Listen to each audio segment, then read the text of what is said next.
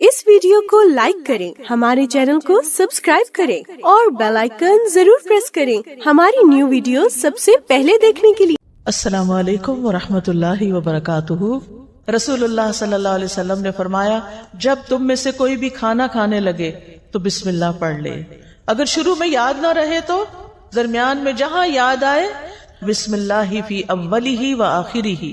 अनस रजी अल्लाह अन्हु बयान करते हैं, नबी सल्लल्लाहु अलैहि वसल्लम ने इस बात से मना फरमाया कि कोई शख्स खड़े होकर पिए, चाहे दूध हो, चाहे पानी हो, चाहे कुछ और हो। कतादा कहते हैं, हमने अनस से कहा खाने के बारे में क्या हुक्म है? उन्होंने कहा ये ज्यादा शर वाला और गंदा अमल है और ये इंसान की सेहत के लिए भी नुकसानदेह। कुछ लोग शादियों पे जाते हैं, वहाँ बूफे लगे होते हैं, वो क्या करते हैं, कोई चीज यहाँ से उठाई मुंह में डाली, आगे गए, वहां से खड़े खड़े खाया, प्लेट में लिए, खड़े होके खाने लग गए। अगर कुर्सी नहीं तो थोड़ा सा जमीन पे बैठ जाए, खड़े होके तो ना खाएं। तो चलते फिरते खड़े होकर न खाएं।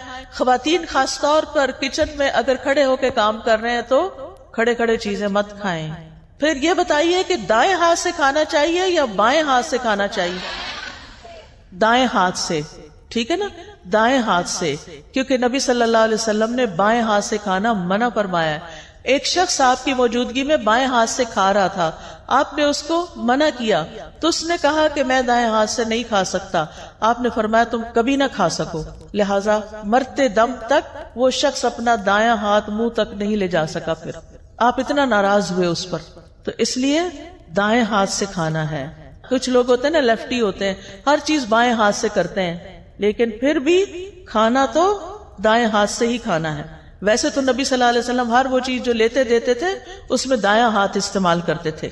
और कुछ बच्चों को तो बड़े होकर भी ये नहीं पता होता कि दायां कौन सा बायां कौन सा है, वो इसी में कंफ्यूज रहते हैं, क्योंकि बचपन में किसी ने तरबियत ही नहीं की कि बेटा ये दायां हाथ है, इससे ये काम करना है। कुछ काम हमारी जिंदगी में दाएं हाथ के हैं और कुछ काम हमारी जिंदगी में बाएं हाथ के हैं। इस्तंजा बाएं हाथ से, नाक साफ बाएं हाथ से, गंदी चीजों को हाथ बाएं हाथ से, और अच्छे अच्छे काम सारे दाएं हाथ से। फिर इसी तरह आप सल्लल्लाहु अलैहि वसल्लम ने यह भी फरमाया, तुम में से कोई भी बाएं हाथ से खाना ना खाए, ना ही बाएं हाथ से कुछ पिए, क्योंकि शैतान अपने बाएं हाथ से खाता और पीता है। तो अल्लाह ताला ने क्या फरमाया, वला तत्तबिउ खुतुवात शैतान, शैतान के कदमों की पैरवी नहीं करो। अच्छा, हो सकता है आप सोचे ये बातें तुम्हें पहले ही पता है, आप हमें फिर इसी पे दर्स क्यों दे रही हैं? अगर आपको पता है ना तो इनकी पाबंदी भी करनी है। नंबर 1 अमल करना है। नंबर 2 आप या तो माएं बन चुकी हैं या आइंदा की माएं हैं। आपने बचपन से अपने बच्चों की तरबियत ये करनी है कि उन्होंने दायां हाथ ही इस्तेमाल करना है, खड़े होकर नहीं खाना, बिस्मिल्लाह पढ़ के खाना है, अपने सामने से खाना है। कुछ लोग क्या करते हैं, प्लेट में कहीं कभी इधर हाथ मारा, कभी इधर कभी इधर। नबी सल्लल्लाहु अलैहि वसल्लम ने इसे मना किया है।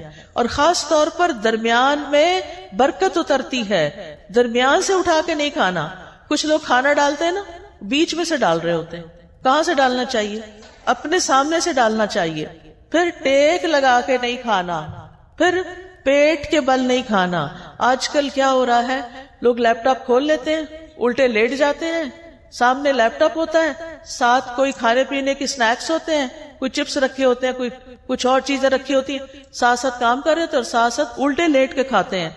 नबी सल्लल्लाहु अलैहि वसल्लम ने इससे भी मना किया है। अगर आपका बच्चा मोबाइल लेके उल्टा लेट के खा भी रहा है और देख भी रहा है, वैसे तो उल्टा लेटना वैसे ही मना है, लेकिन अगर किसी जरूरत के तहत कोई लेटा भी है तो उस वक्त खाए नहीं। फिर इसी तरह खाने को जाया नहीं करना। कुछ लोग देखते हैं कोई चीज, कहते अच्छा फेंको इसको, पर खजूर लेंगे, उसके अंदर वो छोटी छोटी लग जाती है ना सुसरी सी, तो कहते हैं नहीं ये नहीं खानी, फेंक दो। ये इसराफ है। नबी सल्लल्लाहु अलैहि वसल्लम की सुन्नत क्या है, आपके सामने पुरानी खजूर पेश की गई, आपने खोल के अच्छी तरह जायजा लिया, सुसरियां निकाली, साफ किया और बाकी खा ली। अगर कोई लुकमा जमीन पे गिर जाता था तो आप क्या करते थे, उठा के फेंक दो? नहीं, बल्कि उसको साफ करके खा लेते थे। नबी सल्लल्लाहु अलैहि वसल्लम ने फरमाया, शैतान तुम में से हर एक आदमी के पास उसके हर काम के वक्त मौजूद रहता है, यहाँ तक कि खाने के वक्त भी। लिहाजा जब तुम में से किसी का लुकमा गिर जाए तो चाहिए कि उसको खा ले साफ करके और उसे शैतान के लिए ना छोड़े। खाने के बाद बर्तन को क्या करना चाहिए, साफ करना चाहिए। हम पहले बेसोचे समझे बर्तन بھر لیتے ہیں، خاص طور پہ شادیوں میں.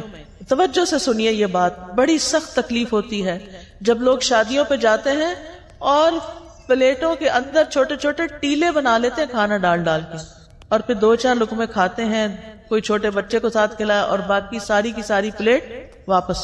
اس کا حساب کون دے گا؟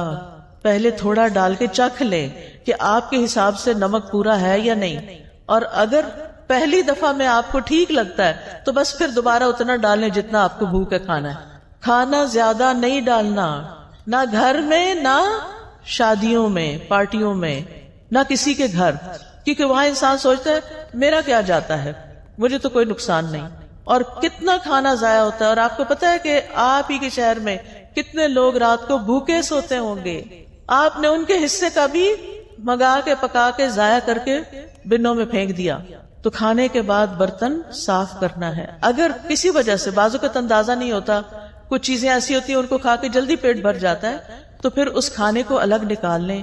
اگر کوئی بلی وغیرہ ہے اس کو ڈال دیں، اگر کوئی چاول وغیرہ ہے اپنے گھر میں ایک ایسی کنالی رکھ دیں، کوئی ایسی ڈش رکھ دیں کہ جس میں بچا ہوا کھانا جا کے ڈال دیں. پرندے آئیں گے وہ کھا کے چلے جائیں گے، آپ کو ثواب ملے گا. میں تو جب روٹی خود بناتی تھی تو پیڑے کا آٹا ہوتا ہے نا، وہ اگر ہاتھوں کو لگ جاتا تھا تو میں اس کے لیے الگ برتن رکھتی تھی، اور صبح سے رات تک جتنی بھی اس کے اندر ہاتھ سے اترا ہوا آٹا جمع ہوتا تھا وہ شام تک چھوٹی چھوٹی سوئیاں بن جاتا تھا سوکھ کے، پھر میں اس کو چڑیا کو ڈال آتی تھی. کیونکہ ذرے کا بھی وزن ہوگا نا قیامت کے دن، کے نہیں ذرے کا وزن ہے نا. فَمَن يَعْمَلْ مِثْقَالَ ذَرَّةٍ خَيْرًا يَرَهُ وَمَن يَعْمَلْ مِثْقَالَ ذَرَّةٍ شَرًّا يَرَهُ. شر کیا ہے؟ ضائع کرنا. خیر کیا ہے؟ کسی کے فائدے میں لے آنا. اور مجھے امید ہے کہ آپ پرندوں وغیرہ کے لیے پانی بھی رکھتے ہوں گے. آج کل آپ دیکھیں بارشیں نہیں ہو رہی، سخت گرمی میں بھی پانی ڈالیں، لیکن سردی میں بھی پانی رکھیں. کبھی راستے میں دیکھتے ہو نا پرندوں وغیرہ کو، میں سوچتی کہیں پانی نظر نہیں آ رہا، پتہ نہیں کہاں سے پیتے ہیں بےچارے، ان کو بھی پیاس لگتی ہوگی. تو آج کل بھی کچھ نہ کچھ پانی، یعنی برتن بنا چھوڑے گھر میں. اگر آپ کا چھوٹا سا بھی گھر ہے، کھڑکی کے باہر بھی چھوٹی سی جگہ ہے تو وہاں ایک چھوٹی سی کوئی چیز لگا دیں، لیکن اپنے ساتھ دوسروں کا بھی خیال رکھیں. پھر اسی طرح صحت کو فائدہ دینے والی غذا کھائیں اور وہ چیزیں چھوڑ دیں جو صحت کو نقصان دیتی ہیں. ام منذر کہتی ہیں رسول اللہ صلی اللہ علیہ وسلم میرے گھر تشریف لائے، آپ کے ساتھ علی رضی اللہ عنہ بھی تھے، اور علی رضی اللہ عنہ بیماری سے اٹھے تھے، کمزور تھے. ہمارے ہاں کھجوروں کے خوشے لٹک رہے تھے، تو رسول اللہ صلی اللہ علیہ وسلم اٹھے اور ان سے کھانے لگے، اور حضرت علی بھی کھانے کے لیے اٹھے تو رسول اللہ صلی اللہ علیہ وسلم نے ان سے فرمایا رک جاؤ، ابھی تم کمزور ہو. چنانچہ وہ رک گئے، ان کو پرہیز بتایا آپ نے. ام منذر کہتی ہے میں نے جو اور چکندر پکائے ہوئے تھے وہ آپ کی خدمت میں پیش کیے تو آپ نے فرمایا اے علی یہ لے لو، یہ تمہارے لیے زیادہ فائدے کی چیز ہے. کھانا کھا کے کیا کرنا چاہیے، شکر کیسے کرنا چاہیے؟ اس میں آپ دیکھیں سب سے پہلی دعائیں کون سی ہیں؟ کھانا کھانے کے بعد کی دعائیں. ایک نہیں کئی دعائیں ہیں. آپ نے پتہ کیا کرنا ہے؟ ان دعاؤں کو، اس پیپر کو اس میں سے الگ کر کے آپ نے اپنے کچن میں جہاں کھانا کھاتے ہیں یا ڈائننگ ہال میں یا پھر جہاں بھی آپ ہوتے ہیں وہاں یہ لگا لیں اور دیکھ کے پڑھنا شروع کریں اور ایک ایک یاد کرنا شروع کریں تاکہ کھانے کے بعد پڑھ کے آپ اٹھیں. ٹھیک ہے انشاءاللہ. اور اس سے آپ کو انشاءاللہ بہت ثواب ہوگا اور یہ شکر ادا کرنے کا ایک طریقہ ہے. مثال کے طور پر آپ دیکھیں اللہم بارک لنا فیہ واطعمنا خیرا منہ. اے اللہ ہمیں اس کھانے میں برکت عطا فرما اور ہمیں اس سے بہتر کھلا. سبحان اللہ. ہر دفعہ کھانا کھا کے اگر آپ یہ دعا مانگتے ہیں کہ اللہ ہمیں اس سے بہتر عطا فرما تو کیا ہوگا؟ شکر ادا کرنے والے کو کیا ملتا ہے؟ بہتر ملتا ہے. پھر الحمدللہ الذی اطعم وسقا وصوغہ وجعل لہ مخرجا. تمام تعریفیں اللہ کے لیے ہیں جس نے کھلایا پلایا اور اسے جسم میں پیوست کیا، یعنی ہمارے جسم کا حصہ بنا اور اس کے نکلنے کی راہ بنا، یعنی جو ویسٹ تھا وہ بھی جسم سے نکل گیا. اور اسی طرح باقی دعائیں بھی ہیں. میں نے یہ دعائیں اپنے کچن میں لگائی ہوئی ہیں اور الحمدللہ پڑھنے میں بہت آسانی ہوتی ہے.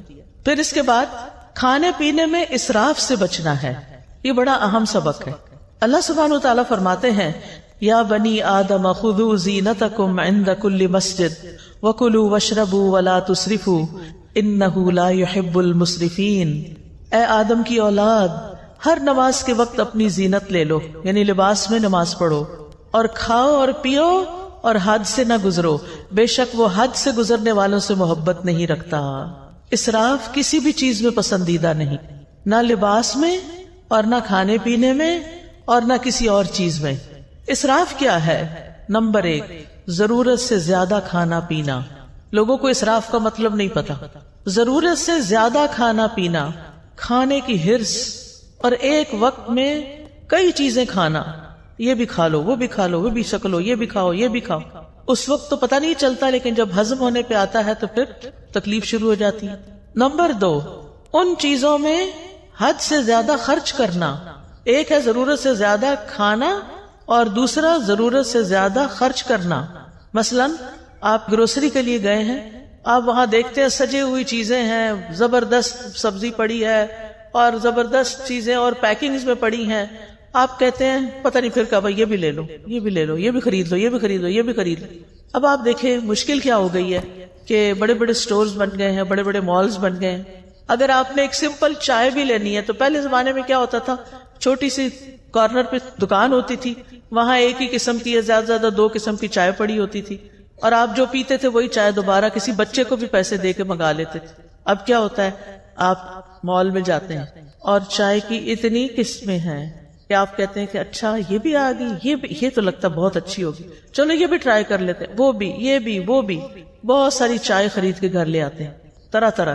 اب تو مجھے لگتا ہے ہر چیز کی چائے بن گئی ہے۔ اچھا اب گھر لاتے ہیں، اب آپ ایک پیتے ہیں، آپ کو ہائے ہائے یہ تو اچھی نہیں لگی، اس کو پرے پھینکو، پھر دوسری، پھر تیسری، اور کچھ تو کھولنے کی نوبت نہیں آتی، اور پھر ایسے ہی پیک ڈبے جب ایکسپائر ہو جاتی ہے نا ڈیٹ، تو پھر اٹھا کے کیا کرتے ہیں، بن میں پھینک دیتے ہیں۔ نہ اپنے کام آئی نہ کسی اور کے کام آئی۔ یہ آپ نے کیا کیا؟ اسراف۔ سمجھ آئی اسراف کی؟ کس کس کو اسراف کی سمجھ آئی ہے؟ الحمدللہ۔ نمبر 1 زیادہ کھانا، نمبر 2 کھانے پہ زیادہ خرچ کرنا، اور نمبر 3 ہے حرام میں پڑنا، حرام چیزیں کھانا، نقصان دہ چیزیں کھانا۔ تو اللہ سبحانہ تعالیٰ نے کیا فرمایا؟ کھاؤ پیو لیکن اسراف نہیں کرو۔ نبی صلی اللہ علیہ وسلم نے فرمایا کھاؤ اور پیو، پہنو اور صدقہ کرو، لیکن اسراف نہ کرو، نہ تکبر کرو۔ ابن عباس کہتے ہیں جو تمہارا جی چاہے کھاؤ، جو تمہارا جی چاہے پہنو، مگر 2 باتوں سے ضرور بچو، اسراف اور تکبر۔ تکبر کیوں؟ کیونکہ عام طور پر لوگ اپنا آپ دکھانے کے لیے، اپنے آپ کو بڑا ظاہر کرنے کے لیے قیمتی سے قیمتی، مہنگے سے مہنگے کپڑے پہنتے ہیں اور قیمتی سے قیمتی چیزیں خرید کے رکھ لیتے ہیں صرف دکھاوے کے لیے، استعمال کچھ بھی نہیں کرتے۔ تو پھر کیا کہا ابن عباس نے؟ یعنی اللہ کی نعمتیں کس لیے بنی ہیں، کس لیے اگائی ہیں اللہ نے، کس لیے پیدا کی؟ ہمارے لیے۔ کلوا مما رزقناکم، یعنی جو ہم نے تمہارے لیے تمہیں رزق دیا اس میں سے کھاؤ، جو آپ کی حیثیت ہے، استطاعت ہے، وقت ہے، کھاؤ، لیکن کیا نہ کرو، اسراف نہ کرو۔ اور پہننا بھی جو تمہیں پسند ہے، اللہ تعالیٰ نے جو طریقے بتائے ہیں پہننے کے، ننگے نہیں ہونا، چست کپڑے نہیں پہننے، سی تھرو کپڑے نہیں پہننے، اور اسراف نہیں کرنا، یعنی اپنے لمٹس دیکھ کے خرچ کرنا ہے۔ اگر آپ کے والد کی تنخواہ ہی 1 لاکھ ہے مثلا، اور آپ اپنی شادی کا جوڑا بھی 1 لاکھ کا بنوا رہی ہیں، تو کیا یہ جائز ہوگا؟ یہ کیا ہوگا؟ اسراف ہوگا۔ اور جب ایسا نہیں ہوتا کہ وہ گھر میں افورڈ نہیں کر سکتے، تو وہ بیچارے کیا کرتے ہیں، پھر قرض اٹھاتے یا کسی سے صدقہ مانگتے ہیں کہ میری بیٹی کی شادی ہے مجھے مدد دو، اور بیٹی صاحبہ ایک دفعہ وہ جوڑا پہننے کے بعد دوبارہ کبھی نہیں پہنتی، اور سنبھال کے رکھتی ہیں، کسی اور کو بھی نہیں دیتی۔ کیا اس جوڑے کا حساب ہوگا؟ کیا اس کے بارے میں پوچھ ہوگی؟ اور تکبر کیا ہے کہ ایسا کپڑا پہنوں جو کسی نے نہ پہنا ہو، تاکہ میں سب سے بڑی، الگ، زیادہ خوبصورت نظر آؤں۔ اور پھر جب آپ دیکھتے ہیں کہ آپ کے کپڑے سب سے اچھے ہیں، تو پھر آپ اپنے آپ کو کیا سمجھنے لگتے ہیں کہ ہم بڑے عقل مند ہیں، ہم جیسا کوئی نہیں۔ یہ چیز بھی اللہ تعالیٰ کو پسند نہیں۔ نبی صلی اللہ علیہ وسلم جب اپنے صحابہ میں بیٹھے ہوتے تھے تو کوئی پہچان نہیں سکتا تھا جو باہر سے آتا تھا۔ آپ ایسے ڈریسز نہیں پہنتے تھے کہ جس سے آپ بہت دوسروں کے مقابلے میں نمایاں ہوں۔ اس آیت کے بارے میں طبیب کہتے ہیں کہ اس میں پوری طب شامل ہو گئی، یعنی کھانا پینا ہے لیکن اسراف نہیں کرنا تو آپ بیماری نہیں ہوں گے۔ پھر اسی طرح یہ کہ کھانا پینا زندگی کا مقصد نہ ہو، اعتدال کے ساتھ بقدر ضرورت کھایا جائے، نبی صلی اللہ علیہ وسلم نے بدترین امتیوں کی کچھ خصوصیات بتائی ہیں. ہم سب اپنے بارے میں غور کریں کہ کہیں وہ ہم تو نہیں. بدترین امتی کون ہے؟ رسول اللہ صلی اللہ علیہ وسلم نے فرمایا ان قریب میری امت میں ایسے لوگ ہوں گے جو طرح طرح کے کھانے اور رنگ برنگے مشروب طلب کریں گے. طلب کا کیا مطلب ہوتا ہے؟ آرڈر کرنا. طرح طرح کے کھانے اور رنگ برنگے مشروب طلب کریں گے. مثلا آپ گئے ہیں کسی ریسٹورینٹ میں، آپ اٹھاتے ہیں مینیو، سارے اٹھا کے بیٹھ جاتے ہیں. پھر ہر کوئی کیا کہتا ہے؟ مجھے یہ کھانا ہے، مجھے یہ کھانا ہے، اس کو یہ کھانا ہے، اس کو یہ کھانا ہے. کافی ٹائم تو پہلے سلیکشن میں لگتا ہے. پھر آپ آرڈر کرتے ہیں، پھر گھنٹہ بھر کے بعد وہ کھانا آتا ہے اور رنگ رنگ کا. اچھا یہ بھی منگا لیتے، یہ بھی منگا لیتے، یہ بھی منگا، یہ بھی ہو جائے، یہ بھی ہو جائے. اور ڈرنک میں پیپسی بھی ہو جائے، فانٹا بھی ہو جائے، فلاں بھی ہو جائے، فلاں بھی، جوس بھی ہو جائے. یہ ہے طلب کرنا. اور فرمایا طرح طرح کے کپڑے پہنیں گے، گفتگو میں بے احتیاطی کریں گے، یعنی بولتے وقت نہیں سوچیں گے کہ کسی بڑے سے بات کر رہے ہیں یا چھوٹے سے کر رہے ہیں، سچ بول رہے ہیں یا جھوٹ بول رہے ہیں. اور طرح طرح کی سواریوں پہ سوار ہوں گے. جن کے پاس ذرا زیادہ دولت آ جاتی ہے پھر ان کو کیا شوق لگ جاتا ہے؟ ضرورت ہو یا نہ ہو، یہ گاڑی کا ماڈل بھی ہو، یہ بھی ہو، یہ بھی ہو، یہ بھی ہو. فرمایا وہ میری امت کے بدترین لوگ ہوں گے. آپ کے پاس اللہ کا دیا وہ بہت کچھ ہے، کھائیں، منع نہیں ہے، لیکن اسراف نہیں کرنا. ایک وقت میں بہت طرح کے کھانے نہیں کھانے، ایک وقت میں بہت قسم کے مشروب نہیں پینے. کہ ہمارا معدہ ہے یا کیا ہے؟ وہ بیچارہ کیا کرے گا؟ کتنی چیزیں ایٹ اے ٹائم ڈائجسٹ کر سکتا ہے؟ نبی صلی اللہ علیہ وسلم نے فرمایا مجھے تمہارے متعلق گمراہ کن خواہشات میں سب سے زیادہ اندیشہ ان خواہشات کا ہے جن کا تعلق پیٹ اور شرمگاہ سے ہے. یعنی کھانے کے معاملے میں بے احتیاطی اور پھر دوسری طرف زنا عام ہو جائے گا. اور فرمایا اور گمراہ کرنے والی خواہشات سے. ابن قیم کہتے ہیں دل کو بگاڑنے والی 5 چیزیں ہیں: لوگوں سے زیادہ گھل مل کے رہنا، خواہش پرستی، اللہ کے علاوہ کسی اور سے دلی تعلق رکھنا، زیادہ کھانا، زیادہ سونا. یہ 5 چیزیں دل کو خراب کرنے والی ہیں. اب اکثر لوگ کیا کہتے ہیں؟ سب کچھ ہے، دل میں سکون نہیں، خوشی نہیں. ایک تو ہم نے راتوں کو دن بنا لیا اور دن کو رات بنا لیا. راتوں کو دیر تک کھانے آرڈر ہوتے رہتے ہیں اور پھر وہ کھانے کے بعد ہنسی مذاق گپ شپ، ادھر ادھر کے کوئی ویڈیو دیکھ رہا ہے، کوئی فلمیں دیکھ رہا ہے، کوئی کچھ کر رہا ہے. اور پھر جب آدھی رات گزر جاتی ہے پھر سوتے ہیں اور پھر سونے میں فجر کی نماز چلی جاتی ہے. ایسی زندگیوں میں کیا برکت ہوگی، کیا رونق ہوگی، ایسے دلوں میں کیا اطمینان ہوگا. چاہے آپ نے 100 طرح کے اچھے اچھے کھانے کھائے ہوں، آپ کا دل خوش نہیں ہو سکتا. اس کے لیے آپ کو واپس قرآن و سنت کی طرف لوٹنا ہوگا. ابو سلمان دارانی کہتے ہیں جو زیادہ کھاتا ہے اس پہ 6 آفتیں آتی ہیں. نمبر 1، وہ مناجات کی حلاوت کھو دیتا ہے، اس کو اللہ سے راز و نیاز کی باتیں کرنی نہیں آتی، اس کی دعاؤں میں کوئی خشوع نہیں رہتا. نمبر 2، علم و حکمت یاد کرنے سے محروم ہو جاتا ہے، حافظہ خراب ہو جاتا ہے. نمبر 3، مخلوق پر شفقت سے محروم ہو جاتا ہے، کیونکہ جب وہ پیٹ بھر لیتا ہے وہ سمجھتا سب کے پیٹ بھرے ہوئے ہیں، وہ کسی اور کے بارے میں نہیں سوچتا. اس پر عبادت ثقیل ہو جاتی ہے، مشکل ہو جاتی ہے، اس کی خواہشات اور شہوت بڑھ جاتی ہے. سارے اہل ایمان مسجدوں کی طرف چکر لگاتے ہیں اور پیٹ بھرنے والا کوڑا کرکٹ کی طرف گردش کرتے ہیں. یعنی پہلے زمانے میں کوڑے کے ڈھیروں کے پاس لوگ جا کے رفع حاجت کرتے تھے، یعنی آج کل کی زبان میں. اور یہ بار بار واش روم کے چکر لگاتے رہتے ہیں، یہ بار بار ٹوائلٹ ہی جاتے رہتے ہیں. اذان تو ایک وقت پہ ہوتی ہے، نماز تو اپنے وقت پر ہوتی ہے، وہ یہ تو نہیں دیکھتی کہ اب کون ابھی تک آیا اور کون نہیں آیا. پھر آپ دیکھیں کہ کھانے کی شکر گزاری میں یہ بھی ہے کہ انسان اللہ کی مخلوق کو بھی کھلائے. قرآن مجید میں آتا ہے والذین فی اموالہم حق معلوم للسائل والمحروم، وہ جن کے مالوں میں ایک مقرر حصہ ہے سوال کرنے والے کے لیے اور جسے نہیں دیا گیا. اسلام میں بھوکے کو کھانا کھلانے کا حکم ہے. نبی صلی اللہ علیہ وسلم نے فرمایا بھوکے کو کھانا کھلاؤ، بیمار کی تیمارداری کرو، قیدی کو رہائی دلاؤ. لیکن کتنا ظلم ڈھاتے ہیں ہم، کام والی رکھ لیتے ہیں اور اس سے کہتے ہیں اتنی تنخواہ دیں گے، کھانا وانا کچھ نہیں. آپ اپنے کچن میں اس سے سارا کام کراتے ہیں، کھانے کی خوشبوئیں اٹھ رہی ہوتی ہیں، جیسی آپ کو بھوک لگتی ہے اس غریب کو بھی لگی ہوتی ہے. اور جب آپ کھانا پکوا لیتے ہیں تو اس کو خدا حافظ کر دیتے ہیں، ہم نے تم سے کھانا نہیں باندھا ہوا، بس صرف تنخواہ دیں گے. اب وہ بیچاری گھر جائے، کیا خریدے اور کیا پکائے. مہنگائی کا حال تو اب سب کو پتا ہے. اگر اپنے ہی کھانے میں سے، جیسے نبی صلی اللہ علیہ وسلم نے فرمایا جو تمہارے لیے پکا کے لائے تو چند لقمے اس کو بھی اس میں سے کھلاؤ. اگر اس میں سے آپ اسے بھی دے دیتے ہیں، بٹھا کے کھلا دیتے ہیں، کتنا بڑا اجر کماتے ہیں. آپ کو گھر سے باہر جا کے صدقہ کرنے کی ضرورت نہیں پیش آئے گی اگر آپ گھر کے غریب ملازموں کو اچھا کھانے پینے کو دے دیتے ہیں. کیا حکم ہے؟ جو خود کھاؤ وہی ان کو کھلاؤ.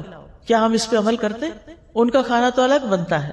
اب آپ دیکھیں ایک کک جو کئی کھانے بنا کے آپ کے سامنے رکھ رہا ہے اور خود اپنے لیے دال بنا کے بیٹھ کے کھا رہا ہے غریب، وہ آپ کے لیے دل میں کیسی محبت رکھے گا؟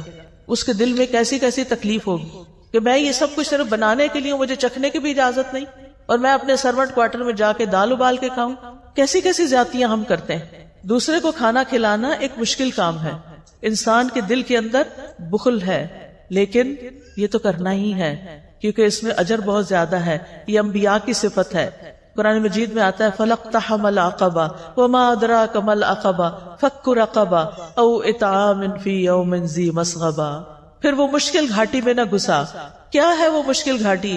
وہ گردن چھڑانا یا کسی بھوک والے دن میں کھانا کھلانا ہے.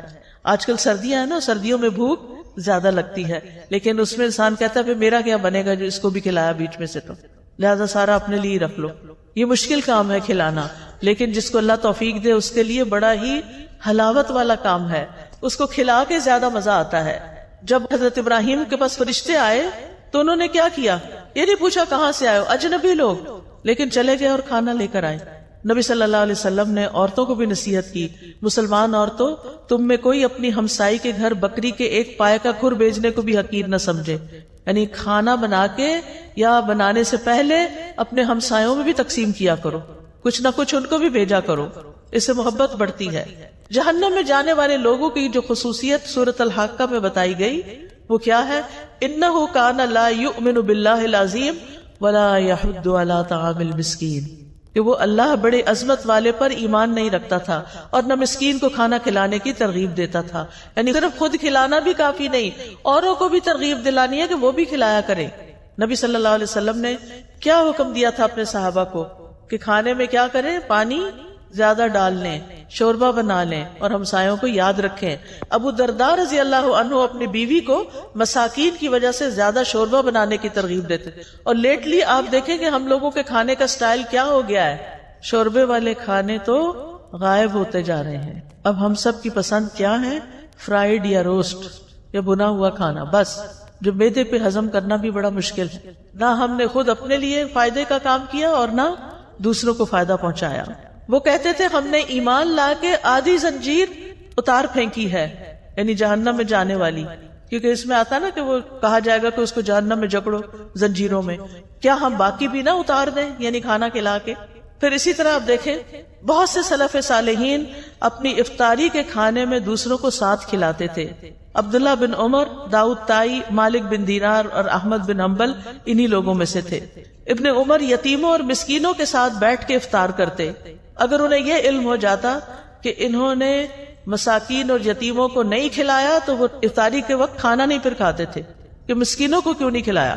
اور بعض ایسے بھی تھے جیسے حسن بصری اور عبداللہ بن مبارک کہ خود بھوکے بھی رہ لیتے لیکن دوسروں کو کھلاتے، کیونکہ یہ اللہ تعالیٰ کو بڑا ہی محبوب اور پسند ہے کہ انسان دوسروں کو کھلائے. نبی صلی اللہ علیہ وسلم نے فرمایا وہ لوگ اللہ تعالیٰ کو زیادہ پیارے ہیں جو لوگوں کے لیے زیادہ فائدے مند ہیں. اللہ کے نزدیک سب سے پسندیدہ اعمال یہ ہیں کسی مسلمان کو خوش کرنا، اس سے کوئی تکلیف دور کرنا، اس کا قرضہ ادا کر دینا، اس سے بھوک کو دور کر دینا. پھر کھانا کھلانا جو ہے یہ صدقہ ہے، صرف باہر والوں کو نہیں، گھر والوں کو بھی. نبی صلی اللہ علیہ وسلم نے فرمایا تمہارا اپنے آپ کو کھلانا بھی صدقہ ہے، تمہارا اپنے بیٹے کو کھلانا بھی صدقہ ہے، تمہارا اپنی بیوی کو کھلانا بھی تمہارے لیے صدقہ ہے، تمہارا اپنے خادم کو کھلانا بھی تمہارے لیے صدقہ ہے. یعنی اس پر اجر ملے گا. کھانا پکا کے خود کھا رہے اس پر بھی اجر ہے، گھر والوں کو کھلا رہے اس پر بھی اجر ہے. یہ بات خواتین کو اپنے پلے باندھ لینی چاہیے کہ میں جو کچن میں کام کرتی ہوں وہ میرے لیے بہت بڑا اجر کا کام ہے. کیونکہ عام طور پہ ہم کہتے ہیں یہ کیا مصیبت ہے، میں ہی پکاتی رہوں، اس کو مصیبت نہ سمجھیں، یہ اجر کی بات ہے. پھر اسی طرح کسی کو پانی کا ایک گھونٹ پلانا بھی صدقہ ہے. کھجور کا آدھا ٹکڑا دے کے بھی انسان جہنم سے بچ سکتا ہے. پھر اسی طرح خاص طور پر یتیموں اور مسکینوں کو کھلانا. نبی صلی اللہ علیہ وسلم نے فرمایا جو شخص مسلمان ماں باپ کے کسی یتیم بچے کو اپنے کھانے اور پینے میں اس وقت تک شامل رکھتا ہے جب تک وہ اس کی مدد سے مستغنی نہیں ہو جاتا، یعنی خود کمانے نہیں لگ جاتا، تو اس کے لیے یقینی طور پر جنت واجب ہو جاتی ہے۔ یعنی جو اپنے کھانے میں یتیموں اور مسکینوں کو شامل کر لیتا ہے، یعنی یتیموں کو خاص طور پر کہ جن کا کوئی کمانے والا نہیں، اس کی بیوہ ماں کو آزاد کر دیتا ہے کمانے کی فکر سے، تو ایسے شخص کے لیے جنت واجب۔ پھر آپ دیکھیں کہ آپ ایک لقمہ بھی جو کسی کو کھلاتے ہیں نا، وہ ایسے پڑا نہیں رہتا۔ حدیث میں آتا ہے کہ اللہ سبحانہ وتعالیٰ تم میں سے ہر ایک کی کھجور اور لقمے کو اس طرح بڑھاتا ہے جیسے تم میں سے کوئی آدمی اپنے گھوڑے کے بچھیرے کو پالتا ہے، یہاں تک کہ ایک لقمہ احد پہاڑ جتنا ہو جائے گا، یعنی قیامت کے دن اتنا بڑا اس کا اجر آپ کے سامنے آئے گا۔ پھر اسی طرح رسول اللہ صلی اللہ علیہ وسلم نے فرمایا قیامت کے دن ہر شخص اپنے صدقے کے سائے میں ہوگا یہاں تک کہ لوگوں کے درمیان فیصلہ ہو جائے۔ یزید کہتے ہیں ابو الخیر کوئی دن ایسا نہیں جانے دیتے تھے جس میں کوئی چیز خواہ میٹھی روٹی یا پیاز یا اس طرح کی کوئی چیز صدقہ نہ کریں۔ جب گھر سے نکلتے تھے کچھ نہ کچھ کھانا لے کے نکلتے اور کسی نہ کسی کو کھلا دیتے تھے۔ ہانی بن یزید نے نبی صلی اللہ علیہ وسلم سے پوچھا مجھے کوئی ایسی چیز بتا دیں جس سے میرے لیے جنت لازم ہو جائے۔ آپ نے فرمایا حسن کلام اور کھانا کھلانے کو لازم پکڑو، کھانا کھلانا شروع کرو، یہ جنت لازم کر دے گا۔ اور جنت کے بالا خانے، خوبصورت محلات اس شخص کے لیے ہیں جو بات اچھی طرح کرے، کھانا کھلائے اور جب لوگ رات کو سو رہے ہوں تو وہ نماز پڑھے۔ اسی طرح صرف پانی پلانے کا بھی بہت بڑا اجر ہے، نہ صرف یہ کہ انسانوں کو بلکہ جانوروں کو بھی۔ آپ کو یاد ہے کہ وہ ایک عورت جو ویسے بہت بری عورت تھی لیکن اس نے ایک کتے کو پانی پلایا تھا کنویں سے نکال کے، تو اس کی وجہ سے اس کی بخشش کر دی گئی تھی۔ پھر اسی طرح آپ دیکھیے کہ کوئی شخص اگر کسی کو ہدیے میں چاندی یا سونا دے یا مشکیزہ دے یا کسی کو دودھ پلا دے تو یہ ایسا ہے جیسے غلام کو آزاد کر دے۔ اب سونا چاندی دینا تو بڑا مشکل ہو گیا ہے کیونکہ بڑا ہی مہنگا ہو گیا ہے، لیکن دودھ پلایا جا سکتا ہے غلام کو، اور دودھ پلانا ایسا ہے جیسے ایک غلام آزاد کرنا۔ آج کل غلام بھی نہیں ہے، اور خالص دودھ اگر کسی کو آپ پلاتے ہیں تو اور بڑا اجر ہے۔ تو ایسے معاملات میں دل کو کھلا کرنا ہے۔ ہم یا تو کچھ کسی کو کھلاتے نہیں یا بہت بڑی دعوت کرتے ہیں اور اس میں اسراف کرتے ہیں۔ اعتدال میں رہیے، جو میسر ہے، جو خود کھاتے ہیں وہی کھلاتے رہیے، دوست کو، احباب کو، مہمان کو، رشتہ داروں کو، ہمسایوں کو، نوکروں کو، تو انشاءاللہ اس سے اجر ثابت ہو جائے گا۔ اب آخر میں ایک چھوٹا سا واقعہ سناؤں گی۔ ایک حدیث ہے صحیح مسلم میں، مقداد رضی اللہ عنہ کہتے ہیں کہ میں اور میرے دو ساتھی اس وقت جب سخت بھوک لگی تھی ہمیں، اور بھوک کی وجہ سے نہ ہم سن پا رہے تھے نہ ہم دیکھ پا رہے تھے، یعنی ایسے لگ رہا تھا کہ ہم نے سننے دیکھنے کی قوت ہی چلی گئی، اتنی کمزوری ہو گئی بھوک کی وجہ سے۔ ہم خود کو رسول اللہ صلی اللہ علیہ وسلم کے صحابہ پہ پیش کرتے رہے کہ ان کو بتائیں کہ ہمیں بھوک لگی ہے، لیکن کوئی ہمیں بطور مہمان قبول کرنے پہ تیار نہ ہوا، ہو سکتا ہے ان کے اپنے گھر میں کچھ نہ ہو۔ پھر ہم نبی صلی اللہ علیہ وسلم کی خدمت میں حاضر ہوئے، آپ ہمیں اپنے گھر لے گئے، وہاں 3 بکریاں تھیں۔ نبی صلی اللہ علیہ وسلم نے فرمایا تم لوگ مشترکہ طور پر ہم سب کے لیے ان کا دودھ نکالا کرو، یعنی تم بھی پیو ہم بھی پیئیں گے، سب مل کے نکالو۔ ہم ان کا دودھ نکالتے اور ہر شخص اپنا حصہ پی لیتا، اور نبی صلی اللہ علیہ وسلم کے حصے کا دودھ اٹھا کے رکھ دیتے کہ جب آپ تشریف لائیں گے تو آپ بھی پی لیں گے۔ آپ رات کے وقت تشریف لاتے، سلام کرتے، کسی سوئے ہوئے کو نہ جگاتے اور جاگنے والے کو سلام سنا دیتے، یعنی آہستہ سے سلام بول دیتے۔ پھر آپ مسجد میں تشریف لاتے، نماز پڑھتے، پھر واپس آ کر اپنے حصے کا دودھ پیتے۔ رات کو آپ دودھ پیتے تھے۔ آپ رات کو تشریف لاتے کس طرح کہ جو سوئے ہوئے ہیں ان کو جگاتے نہیں تھے۔ ہمارے ہاں تو کیا ہوتا ہے کہ بیوی بیچاری تھک ہار کے سوئی بھی ہو، اب مرد خود بھی آتا ہے لیٹ اور پھر ساتھ 2-4 مہمان بھی لے آتا ہے اور کہتا ہے کہ اٹھو اب ان کو کھلاؤ۔ تو یہ زیادتی والی بات ہے، ایسے نہیں کرنا چاہیے۔ اگر مہمانوں کو لانا ہے تو پہلے سے بتائیں، اور پھر ان کا انتظام ایسے ہو کہ کسی سونے والے کو جگایا نہ جائے۔ پھر کہتے ہیں کہ ایک رات میرے پاس شیطان آ گیا، اس وقت میں اپنے حصے کا دودھ پی چکا تھا۔ اس نے کہا محمد صلی اللہ علیہ وسلم انصار کے پاس جاتے ہیں، وہ ان کو ہدیے اور تحفے دیتے ہیں اور آپ ان کے ہاں سے لے لیتے ہیں، اور یہ جو تھوڑا سا دودھ پڑا ہے رسول اللہ صلی اللہ علیہ وسلم کو اس کی کوئی ضرورت نہیں، یعنی خود ہی پی جاؤ۔ بعض اوقات ایسا ہوتا ہے نا کہ ہمیں کہا جاتا ہے یہ تمہارا اور فلاں کا، ہم پی لیتے ہیں، کھا لیتے ہیں اور کہتے ہیں اچھا پتہ نہیں وہ آئے گی کہ نہیں، وہ بھی کھا لو۔ یہی معاملہ ہوا یہاں۔ کہتے ہیں میں دودھ کے پاس گیا، وہ بھی دودھ پی لیا جو کس کے لیے رکھا ہوا تھا؟ رسول اللہ صلی اللہ علیہ وسلم کے لیے۔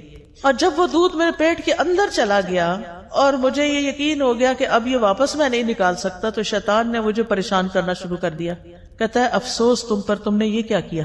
یہ ہے شیطان، پہلے اس عمل کو خوشنما بنا دیتا ہے، جب کر لیتے ہیں تو پھر پریشان کرتا ہے کہ تم نے ٹھیک نہیں کیا، اور بے چینی لگا دیتا ہے. تم نے محمد صلی اللہ علیہ وسلم کا بھی حصہ پی لیا، اب وہ آئیں گے تو ان کو دودھ نہیں ملے گا، اور ہر صورت تمہارے خلاف بد دعا کریں گے، پھر تم ہلاک ہو جاؤ گے، تمہاری دنیا آخرت برباد ہو جائے گی. اب یہ شیطان یہ دل میں وسوسے ڈال رہا ہے، کس کے؟ ان صحابی کے، مقداد کے. وہ کہتے ہیں میرے جسم پر ایک چھوٹی سی چادر تھی، میں اگر پیروں پہ ڈالتا تو سر باہر نکل آتا، سر پہ ڈالتا تو پیر باہر نکل جاتے، اور کیفیت یہ ہو گئی کہ مجھے نیند نہیں آ رہی تھی کہ میں یہ کیا کر آیا ہوں. اور رہے میرے ساتھی تو وہ تو سو رہے تھے اپنا اپنا حصہ پی کے، انہوں نے تو وہ کام ہی نہیں کیا جو میں نے کر لیا تھا. کہتے ہیں پھر نبی صلی اللہ علیہ وسلم تشریف لائے، اور آپ جس طرح سلام کرتے تھے اسی طرح سلام کیا. پھر آپ مسجد میں آئے، نماز پڑھی، پھر آپ دودھ کے پاس آئے، اس کا برتن کھولا تو اس میں کچھ بھی نہیں تھا، وہ تو پی لیا گیا تھا. آپ نے آسمان کی طرف سر اٹھایا تو میں نے دل میں کہا اب تو ضرور میرے خلاف بد دعا ہوگی اور میں ہلاک ہو جاؤں گا. شیطان ایسی بدگمانیاں بھی ڈالتا ہے، لیکن آپ نے دعا کی اللہم اطعمنی واسقی من سقانی، اللہ جو مجھے کھلائے اسے تو کھلا، اور جو مجھے پلائے تو اسے پلا. اتنی خوبصورت دعا. یہ سن کر وہ چادر سے باہر آ گئے کیونکہ جاگ ہی نہیں تھا، ان کو نیند نہیں آ رہی تھی مقداد کو، اور اسے جسم پر مضبوطی سے باندھ دیا. چھری لی اور بکریوں کی طرف چل پڑا کہ ان میں سے کون سب سے زیادہ فربا موٹی ہے، میں اس کو رسول اللہ صلی اللہ علیہ وسلم کے لیے ذبح کر دوں. میں نے دیکھا تو اس کے تھن دودھ سے بھرے ہوئے تھے، بلکہ سب بکریوں کے تھن دودھ سے بھرے ہوئے تھے. میں نے محمد صلی اللہ علیہ وسلم کے گھر والوں کے برتنوں میں سے وہ برتن لیا جس میں وہ دودھ دوتے تھے، پھر میں نے اس میں دودھ دوہا حتیٰ کہ برتن پہ جھاگ آ گیا، یعنی بہت زیادہ وہ جب دھاریں لگاتے ہیں نا تو جھاگ آتی ہے. پھر میں اسے لے کر حضور صلی اللہ علیہ وسلم کی خدمت میں آیا. آپ نے فرمایا تم لوگوں نے رات کو اپنا مشروب پی لیا تھا. میں نے عرض کی اللہ کے رسول آپ بھی پی لیجئے. آپ نے دودھ پی لیا، پھر مجھے دیا. میں نے کہا اللہ کے رسول آپ اور پیجئے. آپ نے پھر پی لیا اور برتن دوبارہ مجھے دیا. جب میں نے جان لیا کہ رسول اللہ صلی اللہ علیہ وسلم سیر ہو چکے ہیں اور میں نے آپ کی دعا کو پا لیا ہے، یعنی یہ دعا تو مجھے لگی کہ اللہم اطعم من اطعمنی واسقِ من سقانی، تو میں ہنسنے لگ گیا، ہنستے ہنستے زمین پہ گر گیا. آپ نے فرمایا مقداد یہ ایک بری خصلت ہے، یہ کوئی اچھا اخلاق نہیں ہے کہ ہنستے ہنستے نیچے گرو. کئی لوگ ایسے کرتے ہیں تو ایسا نہیں کرنا چاہیے. میں نے کہا اللہ کے رسول میرے ساتھ تو یہ معاملہ ہوا تھا آج اور میں نے اس طرح کیا. آپ نے فرمایا یہ دودھ اس وقت جو تمہیں ملا اللہ کی رحمت کے سوا کچھ نہ تھا، تم نے مجھے اس وقت کیوں نہ بتا دیا، ہم اپنے ساتھیوں کو بھی جگا دیتے اور وہ بھی اس رحمت میں سے اپنا حصہ پا لیتے. میں نے کہا اس ذات کی قسم جس نے آپ کو حق کے ساتھ بھیجا ہے، جب یہ دودھ آپ نے پی لیا اور آپ کے ساتھ میں نے بھی پی لیا تو اب مجھے کوئی پرواہ نہیں کہ کس نے پیا اور کس نے نہیں پیا، بس میرا کنسرن یہی تھا. تو اس حدیث سے کچھ باتیں پتہ چلتی ہیں. سب سے پہلی بات تو یہ کہ نبی صلی اللہ علیہ وسلم بھوکے بے سہارا بے آسرا لوگوں کو اپنے گھر لے آتے تھے، اپنے پاس پناہ دیتے تھے، ان کا خیال رکھتے تھے. دوسری بات یہ کہ یہ حدیث نبوت کے دلائل میں سے ایک دلیل ہے. تیسری بات یہ کہ جب آپ دیر سے بھی رات کو آتے گھر تو سلام کیا کرتے تھے، جو جاگ رہا ہوتا سن لیتا اور جو سونے والا ہوتا وہ ڈسٹرب نہیں ہوتا تھا. اس سے پتہ چلتا ہے کہ آپ سونے والے کی نیند کا خیال رکھتے تھے اور ہمیں بھی رکھنا چاہیے. پھر اسی طرح شیطان دوسروں کے حصے کو خوشنما بنا کے دکھاتا ہے اور اس کو استعمال کرنے کی ترغیب دیتا ہے، اور شیطان مومن کو پریشان اور مایوس کرتا ہے. پھر نبی صلی اللہ علیہ وسلم کا عمدہ اخلاق بھی پتہ چلتا ہے کہ کس طرح آپ نے چشم پوشی کی، صبر سے کام لیا، اور کس طرح آپ نے دعا کی. اپنا حصہ نہیں ملا تو دعا کر لی. اگر کبھی یہ ہو ہمارے ساتھ کہ ہمارا کوئی بہن بھائی ہمارا کوئی حصہ کھا پی جائے، ہم کیا کریں گے؟ دعا دیں گے یا لڑائی ڈال دیں گے؟ آئندہ سے کیا کریں گے؟ لڑائی نہیں کریں گے بلکہ دعا دیں گے. نبی صلی اللہ علیہ وسلم کھانا کھلانے والے کو بھی دعا دیا کرتے تھے. ابن قیم لکھتے ہیں کہ آپ کی صفات میں سے یہ بات تھی، آپ کے اخلاق میں سے بھی، کہ جب کسی کے پاس کچھ کھاتے تو وہاں سے نکلتے نہیں تھے جب تک ان کے لیے دعا نہ کر دیں. تو آپ کسی کے بھی گھر جائیں، کچھ بھی کھائیں تو کیا کریں؟ ان کو دعا دیں. پھر یہ کہ دوسروں کو اپنی ذات میں ترجیح دینا اور انہیں آگے رکھنا. نبی صلی اللہ علیہ وسلم کے اپنے بھی حالات بہت اچھے نہیں تھے، لیکن آپ ان کو بھی گھر لے آئے جن کے پاس کچھ کھانے پینے کو نہیں ہوتا تھا. جو اصحاب صفہ تھے، اصحاب صفہ وہ ہجرت کر کے آئے تھے مختلف علاقوں سے، وہ مدینہ کے رہنے والے نہیں تھے، لہٰذا ان کے پاس وہ سب کچھ نہیں تھا. پھر آپ دیکھیے کہ آخری چیز کہ کھانا کھلانے والے کو دعا دینی چاہیے، اور پہلے کھانا کھا کر خود دعا اپنے لیے پڑھنی چاہیے. یہ دعائیں میں پڑھ دیتی ہوں، ساری پروننسیشن آپ سن لیں تاکہ آپ کو بعد میں پڑھنا آسان ہو. اللہم بارک لنا فیہ واطعمنا خیرا منہ. اے اللہ ہمیں اس کھانے میں برکت عطا فرما اور ہمیں اس سے بہتر کھلا. الحمدللہ الذی اطعم وسقا وسوغہ وجعل لہ مخرجا. تمام تعریفیں اللہ کے لیے ہیں جس نے کھلایا پلایا اور اسے جسم میں پیوست کیا اور اس کے نکلنے کی راہ بنائی. الحمدللہ کثیرا طیبا مبارکا فی غیر مکفی ولا مودع ولا مستغنی عنہ ربنا. سب تعریف اللہ کے لیے ہے جو پاکیزہ ہے، کثیر ہے، مبارک ہے. اس کھانے کو ہم کافی نہیں سمجھتے اور نہ اس کو چھوڑتے ہیں. اے ہمارے رب، نہ ہم اس سے بے پرواہ ہو سکتے ہیں. یعنی یہ نہیں کہ یہ آخری دفعہ ہے اور یہی کافی ہے، یہ کافی نہیں ہے، آئندہ بھی کھانا ہے ہمیں. اللہم اطعمت واسقیت واغنیت واقنیت وہدیت واحییت فلک الحمد علی ما اعطیت. اے اللہ تو نے ہی کھلایا، تو نے ہی پلایا، تو ہی غنی کرتا ہے، تو ہی فقیر کرتا ہے، تو نے ہدایت دی، تو نے ہی زندگی عطا فرمائی، بس جو تو نے عطا کیا اس پر تیری ہی تعریف ہے. پھر پچھلے سارے گناہوں کو معاف کرنے والی دعا ہے. رسول اللہ صلی اللہ علیہ وسلم نے فرمایا جو کھانا کھا کے یوں کہے الحمدللہ الذی اطعمنی ھذا ورزقنیہ من غیر حول منی ولا قوہ. اس اللہ کا شکر جس نے مجھے یہ کھانا کھلایا اور مجھے رزق عطا فرمایا جس میں میری قوت اور کوئی طاقت شامل نہیں. پھر اسی طرح ایک اور دعا ہے. ابن عباس فرماتے ہیں کہ رسول اللہ صلی اللہ علیہ وسلم نے فرمایا جسے اللہ تعالیٰ کوئی بھی کھانا کھلائے وہ یوں کہے اللہم بارک لنا فیہ وارزقنا خیرا منہ. اے اللہ ہمیں اس میں برکت عطا فرما اور ہمیں اس سے بہتر عطا فرما. جب دودھ پیتے تو کیا پڑھتے؟ اللہم بارک لنا فیہ وزدنا منہ. اے اللہ ہمارے اس دودھ میں ہمیں برکت عطا کر اور ہمیں اس سے زیادہ عطا کر. ابو ہریرہ رضی اللہ عنہ کھانا کھانے کے بعد کس طرح شکر ادا کرتے تھے؟ وہ کہتے ہیں ابو ہریرہ نے حمید سے کہا میری والدہ کے پاس جاؤ، ان کو سلام کہو اور کہو آپ کا بیٹا آپ کو سلام دے رہا ہے اور کہتا ہے ہمیں کچھ کھانا کھلائیں. اس پر ان کی والدہ نے جو کی 3 روٹیاں اور زیتون کا تیل جو ہے اور نمک رکابی میں رکھا، اسے اپنے سر پہ رکھ لیا اور ان کے پاس لے کر یہ چلے گئے. پھر جب میں نے ان لوگوں کے سامنے کھانا رکھا تو ابو ہریرہ نے کہا یہ تو بہت بڑی چیز ہے.